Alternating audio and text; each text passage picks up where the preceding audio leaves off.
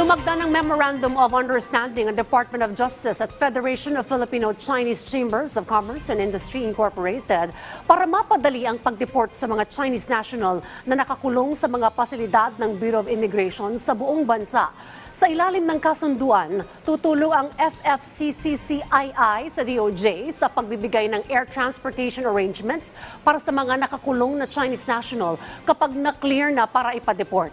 Ayon kay Justice Undersecretary Jess Hermogenes Andres, makatutulong ang nasabing MOU sa pagpapaluwag ng mga detention facilities ng BI at mapapadali ang deportation ng mga individual na maituturing na undesirable alien. Nagpasalamat ang opisyal sa Pangulo ng grupo na si Cecilio Pedro para sa nasabing inisyatiba na magpapatibay sa relasyon ng mga Pilipino at Chinese sa Pilipinas. Noong unang bahagi ngayong buwan, hindi bababa sa 37 Chinese national ang naaresto ng BI dahil sa umano'y pagkakasangkot sa mga illegal na food retail, groceries at restaurants sa Parañaque.